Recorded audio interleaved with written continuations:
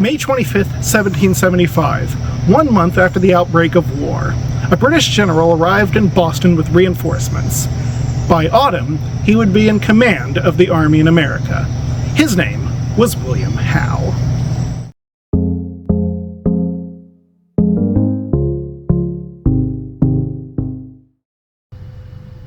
William Howe was born on August 10, 1729, son of Mary Sophia and Emmanuel Scrope Howe, 2nd Viscount Howe. He was educated at Eton. On September 18, 1746, he joined the Duke of Cumberland's Light Dragoons, which fought in the War of the Austrian Succession. In 1758, his eldest brother George Augustus, 3rd Viscount Howe, was killed in the French and Indian War. William was elected to succeed him as Member of Parliament for Nottingham, which he would represent until 1780. During the remainder of the conflict, he took part in the capture of Louisbourg, Quebec, Montreal, and Belle Isle off the coast of France. In 1762, he was an adjutant general of the force which captured Havana. In 1765, he married Frances Connolly and was promoted to Major General on May 26, 1772. During the general election of 1774, Howe told the people of Nottingham that he would not accept a command in America. The following year, King George III told Howe that he wanted him to reinforce Massachusetts Governor Thomas Gage. Howe asked whether that was a request or an order. The king answered that it was an order. Howe arrived in Boston on May 25, 1775. At daybreak on June 17th, the British made an alarming discovery. During the night, patriots had fortified high ground above Charlestown. Howe was sent by Gage with over 2,000 British troops to dislodge them. Once they had landed, Howe addressed his troops, quote, "I shall not desire one of you to go a step further than where I go myself at your head."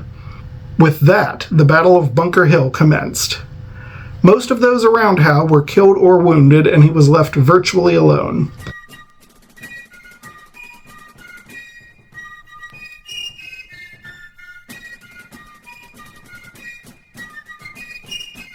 In all, the British suffered 226 killed and a further 828 wounded. Howe wrote afterward, "The success is too dearly bought." On October 5th, Gage returned to Great Britain. King George appointed Howe to succeed him as British commander in America. Exactly 5 months later, Howe and his troops once again awoke to discover that the Continental Army had fortified high ground. This time, it was Dorchester Heights. The entire city was now vulnerable. As he had before, Howe planned to dislodge them that evening. However, a storm rolled in before his troops could embark. The next day, it was discovered that the Continentals had strengthened their defenses. The heights were now impregnable. Howe evacuated Boston and traveled to Halifax, Nova Scotia, as it was the only place in North America his army could find sanctuary until it was resupplied.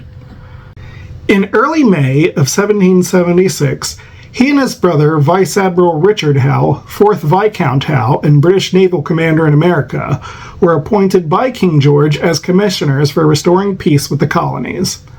On July 2nd, the Continental Congress elected to sever their connection with Great Britain. The next day, Howe arrived on Staten Island. 17 days later, he sent his adjutant to meet with General George Washington. As Washington pointed out, the Howe brothers only had the power to grant pardons. There would be no reconciliation. If America was to be brought back into the fold, it would be through war. Every approach to New York City was heavily fortified. The exception was Long Island, which was too large for potent defenses. After being reinforced by British and Hessian troops, Howe landed his force on the southwest end of Long Island on August 22nd. 5 days later, they routed its defenders.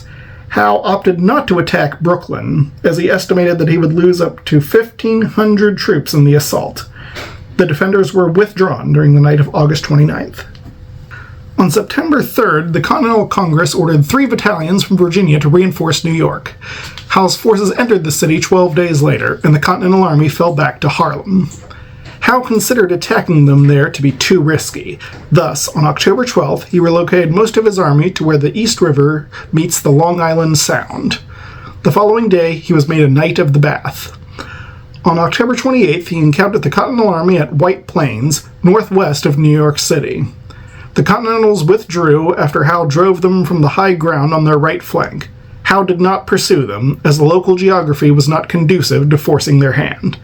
He instead turned his attention to Fort Washington overlooking the Hudson River. It fell on November 16th. Throughout December, Virginia military units were sent to reinforce the Continental Army. Meanwhile, Howe gathered that his progress was making the people of Pennsylvania favorable to ending the war. He therefore determined that there was one city whose capture stood the best chance of securing peace in America: Philadelphia. Upon receiving additional reinforcements, Howe set out across New Jersey in mid-June 1777.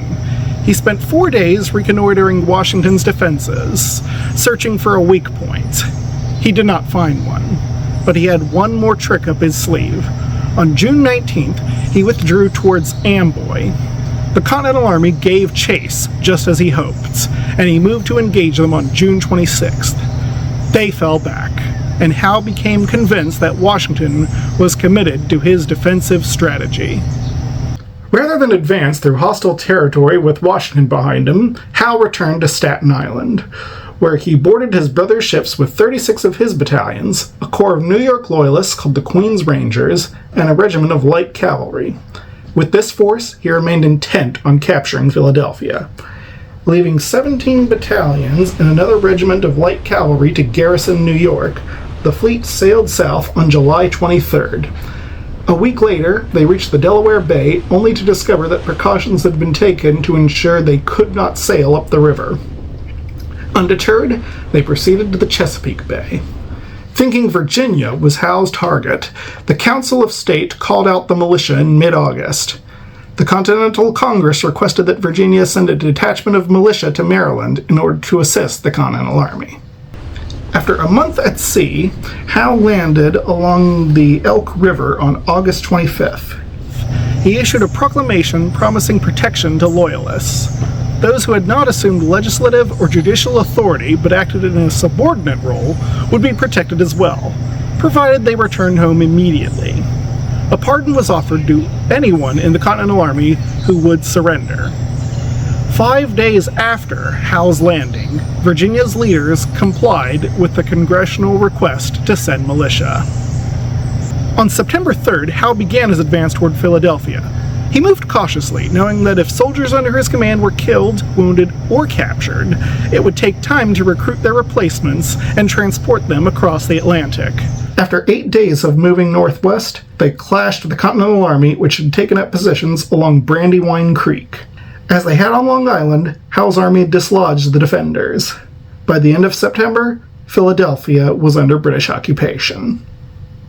With it now clear to the Virginia Council of State that Philadelphia was Howe's target, and with the civilians of Williamsburg complaining of disruptive sentinels, the militiamen within Virginia were sent home.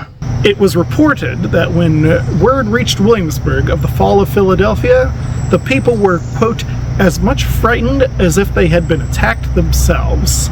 Now it was Howe's turn to be on the defensive.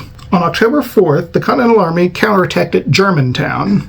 The assault ended in failure, and the 9th Virginia Regiment was captured. 2 weeks later, feeling that his recommendations were being disregarded, Howe sent in his resignation. During the night between December 4th and 5th, Howe moved against the Continental Army, which had taken position at White Marsh, 14 miles north of Philadelphia.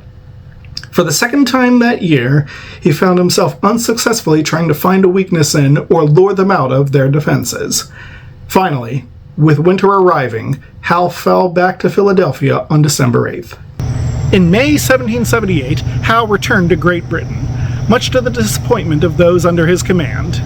They held a celebration in his honor, Limischianza. In the Commons on February 17, 1779, Howe called for an inquiry into whether the failure to end the war lay with him and his brother, or the ministry. The inquiry never reached a determination. Howe became Lieutenant General of the Ordnance in the spring of 1782. He was promoted to full general in October 1793 and placed in command of the garrison of Berwick-upon-Tweed in 1795. On the death of his brother, on August 5th, 1799, he became 5th Viscount Howe. A few years later, with his health declining, he resigned from the ordnance. In 1805, he was made governor of the citadel in Plymouth, Devon. He died on July 12, 1814, and is buried in Twickenham, Middlesex.